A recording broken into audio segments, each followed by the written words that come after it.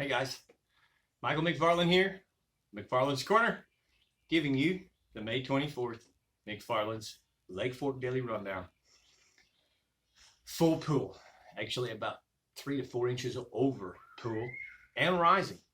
So they've obviously closed the gates. Lake is stabilizing. The colors are starting to come back. About mid-lake to south, you start to see that beautiful Lake Fork green that we like. Water temperatures. 77 degrees this morning on the launch. Yesterday was 74, warm to 77, 78. Last night, no cool trend, held it. So we started out at 77 this morning. At the end of the day, about 4 o'clock, 3:30, 79 degrees. That hits that 78 parameter that pushes those fish out of the backwaters and starts drawing them out to that deeper water. And that's just what we saw. So we started out this morning throwing the top water. They would not eat the Carolina rig anymore. The finesse Carolina rig with the impact shad, I'm not catching them on that at this time. We had a pretty good little top water bite, mostly small fish, but then we went to the football jig about 8:30, and we never put it down. And we stroked them bass. No big ones. The biggest fish was probably about 4.5 pounds.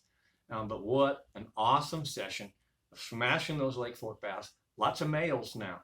That heat that I'm talking about, that warmer water, is driving some of them fish back out. We saw a lot of fish that were broken tails and sore marks on them. A lot of males now that are just starting to come out offshore. So the hotter it gets, the more these fish will funnel out. Shad spawn's almost over. Those shad are going to now drive deep. And that's going to really turn this thing over. Okay, the next few days it should get better and better and better offshore. And then we're into that early summer offshore bite.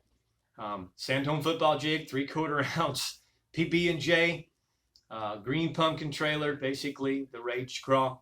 I don't know what it is. It doesn't matter where you fish in the U.S. PB&J for post spawn, and really even the heat of summer. I think it's something to do with brim. In essence, the PB&J is really a pumpkin seed skirt with some purple in it, and that pumpkin seed bluegill, pumpkin seed sunfish. And if you ever take a close look at them, they do have purple in them. So I think it's really in the brim family, even though it's not a brim bait. I think that's the way the bass is seeing that. And there's nothing better than brim revenge for the bass. When they can get back in there, or bass revenge on the brim. When they can get in there and eat them brim, they love it. So that's the daily rundown. It was an awesome day. Couldn't ask for more other than maybe some size. But what a healthy lake. What a beautiful place to be. And I appreciate y'all watching. Get you out there, get you some Sandtone football jigs, fish on some of them ridges, drag that thing uphill, and watch what happens. Hey, by the way, we did have one fish that we thought was going to be a giant, and rod loaded up big. I said, this is it, this is it. And it even gave the guy a couple good head shakes, and I thought definitely it. Turned out to be about a 6-7 pound drum. White drum, even a white drum. Eat that Sandtone football jig. Thanks for watching, man.